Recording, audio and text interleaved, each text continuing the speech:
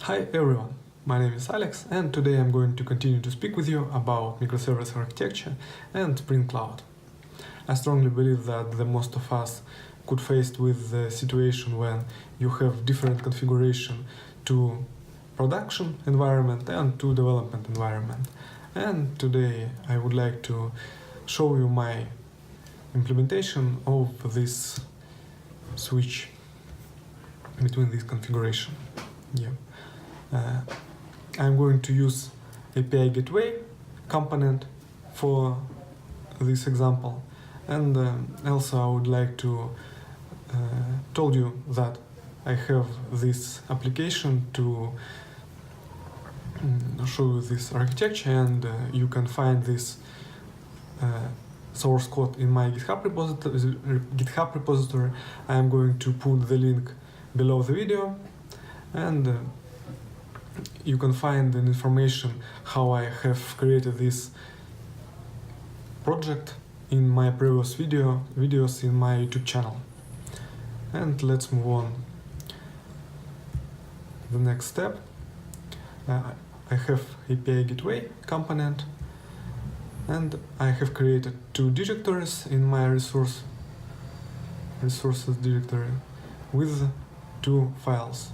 In dev directory I have application YAML with the following configuration, and in the prod directory I have bootstrap YAML file.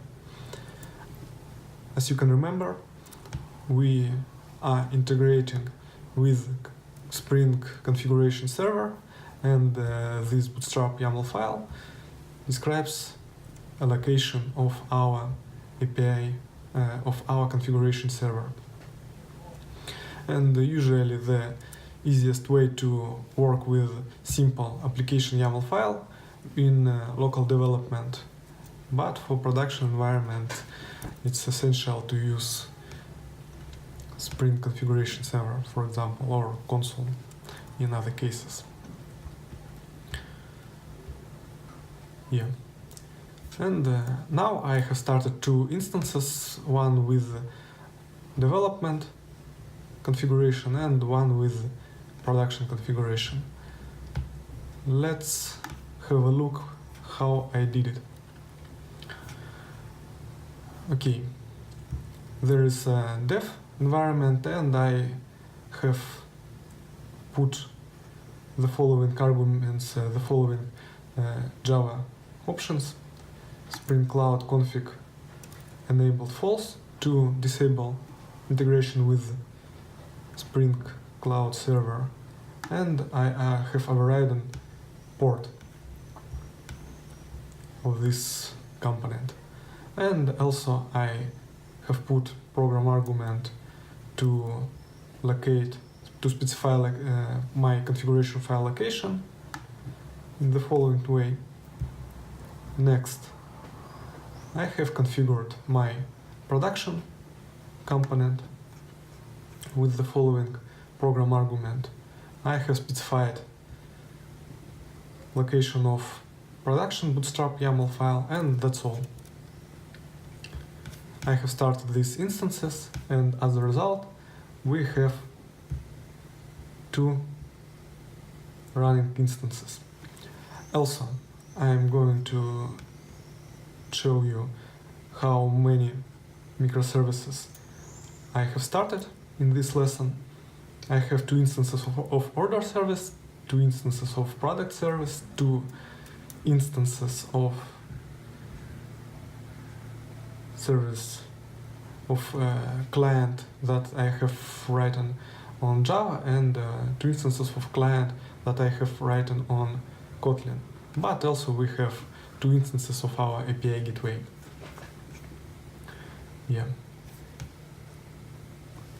And we have an ability to display all of these endpoints that we are working with in our gateway.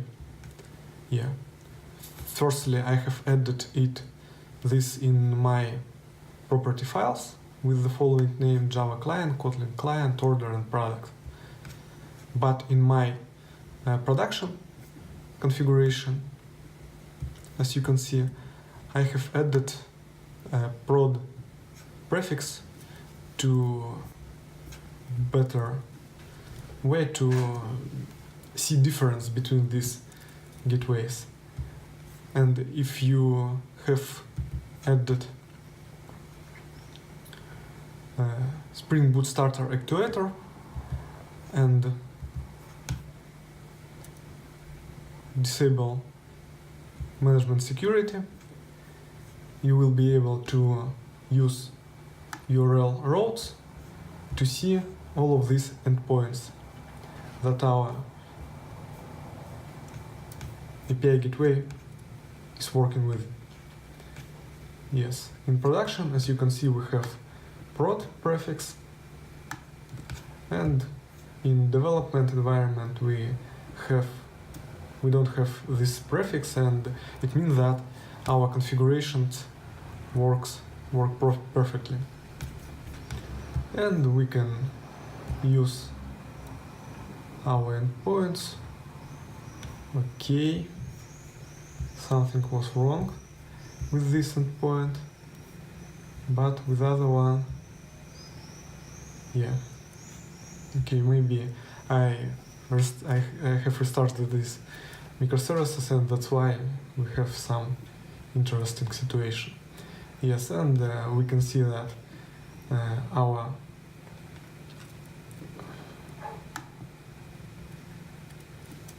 microservices is working good. We can route between green and yellow instances of our product service, and we can use pink and gray instances of our order service. And it means that our load balancing is working great.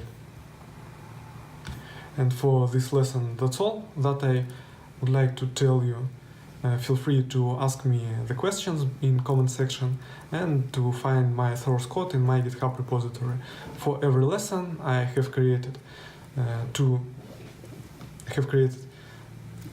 additional branch in my GitHub repository, and I think everything is understandable. Thank you for your attention. See you later. Bye.